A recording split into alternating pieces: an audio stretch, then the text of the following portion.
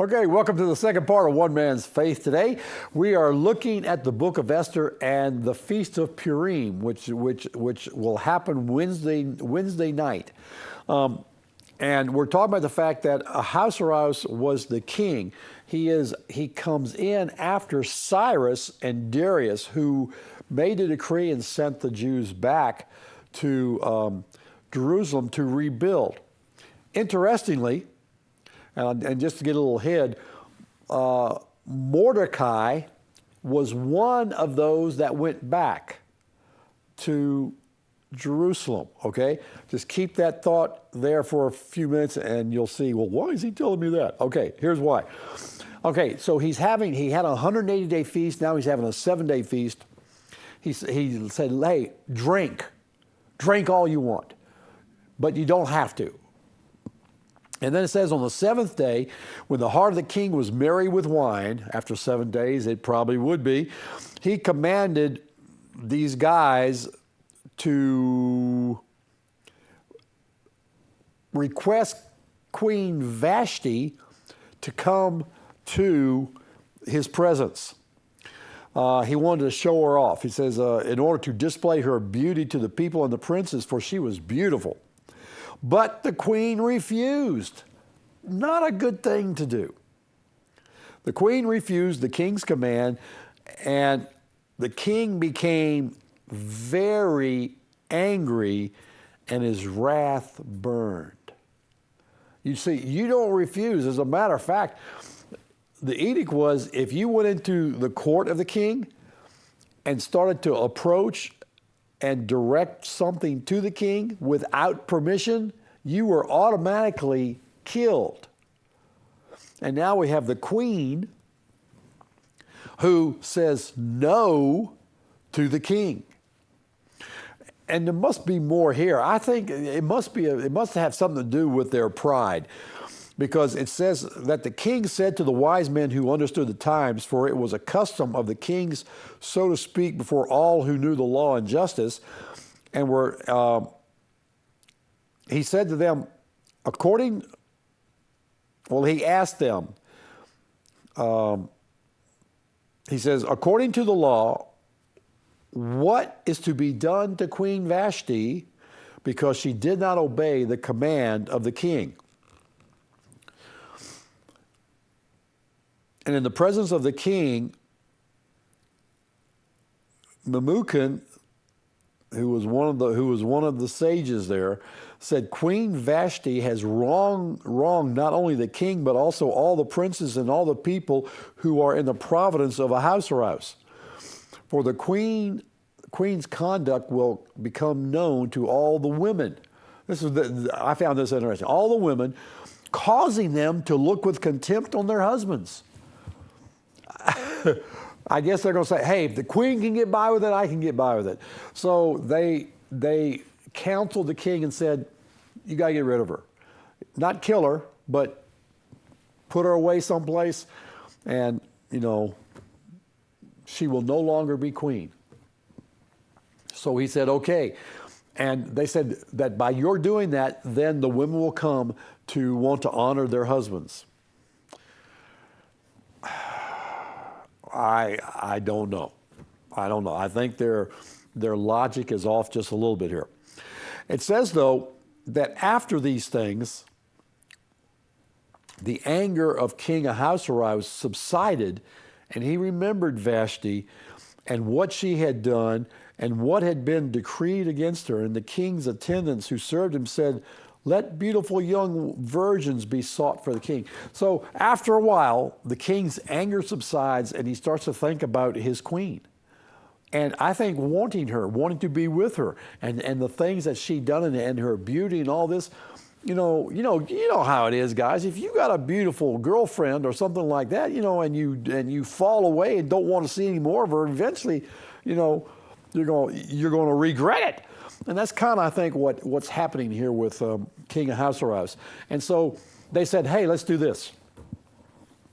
Go out into all the province, gather all of the young virgins, bring them back here, let them fulfill the time that is needed, which was a year, to get ready. They were going to have 6 months of, let's see if I can find it. It was going to be 6 months of myrrh, and then 6 months of spices and the such. So it was going to take them. It was going to take them a year to get ready, and then he would go through. He sets it up to stay a night with each one, and then at the end he picks one. He's supposed to pick one to replace Vashti. Now, in the mix of all that, because he didn't take just the Gentile virgins, all the virgins, including the Jewish virgins, and one of them happened to be the niece of Mordecai. Remember I mentioned Mordecai?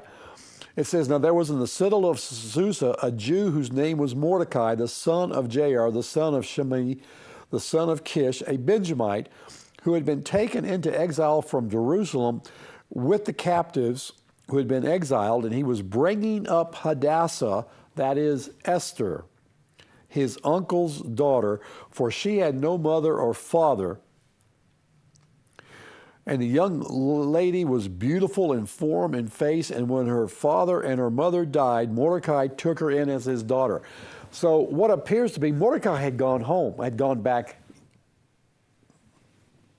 west, I guess, from where they were. He went back to Israel. Obviously, though, he found out about this nephew being orphaned, and went back to take care of her and to raise her up. But it came about, he says, that when the command and decree was heard, that Esther was taken. So she went and became one of these young ladies, and she found favor. It says, now the young lady pleased the eunuch that was over them and found favor with him, so he quickly provided her with cosmetics and food, gave her 7 choice maids from the king's palace, transferred her and her maids to the best place in the harem. And Esther did not make known who she was. In other words, they didn't know that she was Jewish, and that's going to be important too, because Mordecai had instructed her, don't tell people who you are.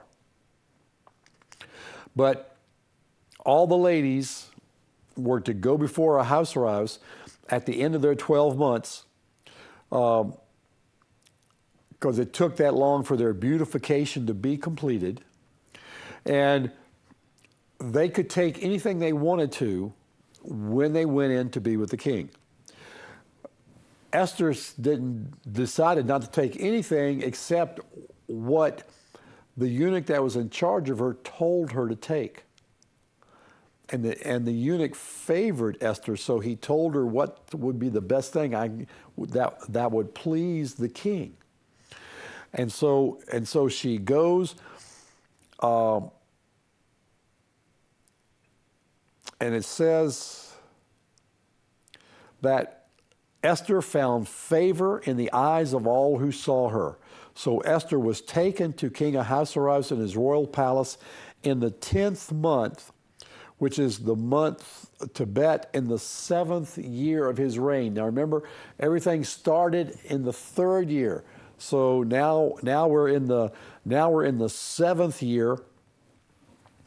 And it says in verse 17, it says, and the king loved Esther. So Esther is chosen. She has this banquet.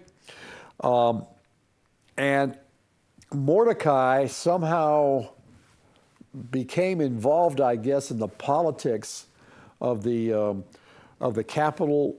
And he would go and he would sit at the king's gate, which is where a lot of transactions and things would take place in these cities. And